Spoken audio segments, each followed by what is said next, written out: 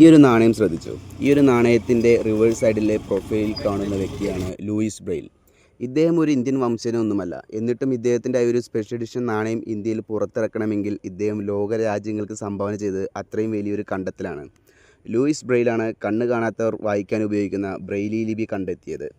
ഫ്രാൻസിലെ കൂറ എന്ന സ്ഥലത്ത് ജനുവരി 4, 1809 ബ്രെയിലി ജനിക്കുന്നത്. അച്ഛൻ്റെ ലെതർ വർക്ക്ഷോപ്പിൽ കളിക്കുന്നതിനിടയിൽ 3 വയസ്സ് മാത്രം പ്രായമുണ്ടായിരുന്ന ബ്രെയിലിയുടെ കണ്ണിൽ ഒരു കൂർത്തുപകരണം തട്ടുകയും ഒരു കണ്ണിൻ്റെ കാഴ്ച നഷ്ടപ്പെടുകയും ചെയ്തു. തുടർന്ന് അണുബാധ അടുത്ത കണ്ണിലേക്കും പടർന്ന് ആ കണ്ണിൻ്റെ കാഴ്ച നഷ്ടപ്പെട്ട് ബ്രെയിലി ഒരു പൂർണ്ണ അന്ധനായി മാറുകയായിരുന്നു.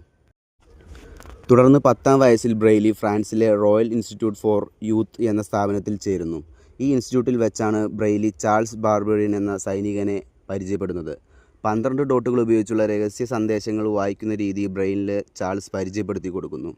തുടർന്ന് 1824 തൻ്റെ 15-ാമത്തെ വയസ്സിൽ ചാൾസ് ബാർബറിയുടെ 12 ഡോട്ട് സമ്പ്രദായത്തെ ലളിതമാക്കി 6 ഡോട്ടുകൾ മാത്രമുള്ള പുതിയൊരു കോഡിംഗ് സംവിധാനമായി രൂപപ്പെടുത്തിയത്.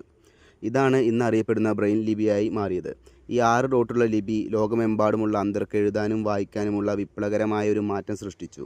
ഇതവർക്ക് വിദ്യാഭ്യാസം, തൊഴിൽ, സാമൂഹ്യ പങ്കാളിത്തം എന്നിവ ഉറപ്പാക്കുന്നതിൽ നിർണായക പങ്കുവഹിച്ചു. ലൂയിസ് ബ്രെയിലിൻ്റെ 200-ാം ജന്മദിനത്തോടനുബന്ധിച്ചാണ് ഇന്ത്യയിൽ ഈ സ്പെഷ്യൽ എഡിഷൻ നാണയങ്ങൾ പുറത്തിറക്കിയത്. നാണയത്തിൽ അദ്ദേഹത്തിൻ്റെ ചിത്രത്തിൻ്റെ ഇടത് സൈഡിലായി 1809 ജനിച്ച വർഷവും വലത് സൈഡിൽ 2009 നാണയം അച്ചടിച്ച വർഷവും നൽകിയിരിക്കുന്നു. പ്രൊഫൈലിന് താഴെ ബ്രെയിലി ലിപിയിൽ 100 എന്നും 10 എന്നും നൽകിയിരിക്കുന്നു. ഇന്ത്യ കൂടാതെ ഫ്രാൻസ്, ബെൽജിയം, ഇറ്റലി, സ്ലോവാക്യ രാജ്യങ്ങളിലും ഇദ്ദേഹത്തോടുള്ള ആദരവ് കൊണ്ട് സ്പെഷ്യൽ എഡിഷൻ നാണയങ്ങൾ പുറത്തിറക്കിയിട്ടുണ്ട്. ലൂയിസ് ബ്രെയിൽ ഒരു അധ്യാപകനും അതിനു പുറമെ ഒരു സംഗീതജ്ഞൻ കൂടിയായിരുന്നു. 1852 ജനുവരി 6 അദ്ദേഹത്തിൻ്റെ 43-ാമത്തെ വയസ്സിലാണ് അദ്ദേഹം മരിച്ചത്.